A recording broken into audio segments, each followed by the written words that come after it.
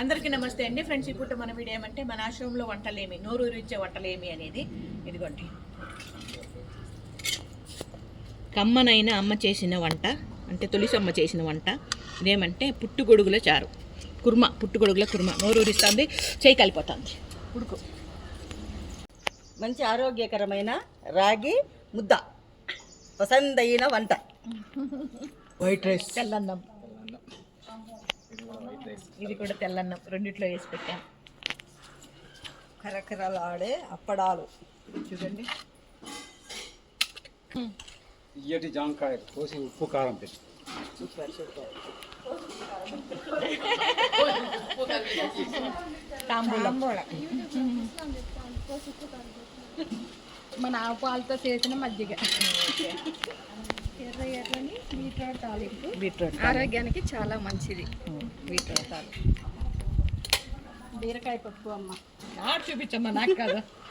బీరకాయ పప్పు ఇదిగోండి, ఎంతో రుచికరమైన బీరకాయ పప్పు, అంతే కమ్మగా ఉంటుందండి, చాలా టేస్టీగా ఉంటుంది. చాలా రుచికరమైన స్పెషల్ పాయసం, సగ్గుబియ్యము పాయసం. ఇదిగోండి, సగ్గుబియ్యము సేమియాలు వేసిన పాయసము, చాలా టేస్టీగా ఉంటుంది. ఇదిగోండి, కమ్మగా ఉంటుంది అన్నమాట.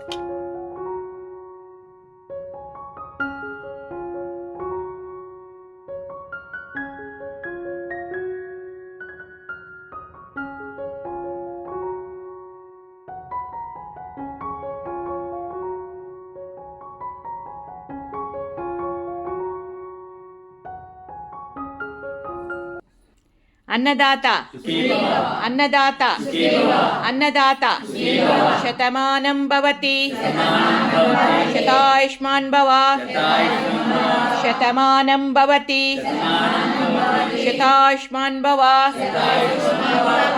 వాళ్ళకి, వాళ్ళ కుటుంబ సభ్యులందరికీ ఆయురారోగ్యాలు, అష్టైశ్వర్యాలు, సుఖ సంతోషాలు కలిగజేయాలని మనస్ఫూర్తిగా మీ గొప్ప మనసుతో వాళ్ళని దీవిస్తూ వాళ్ళు ఇచ్చిన భోజనాన్ని స్వీకరించండి మా.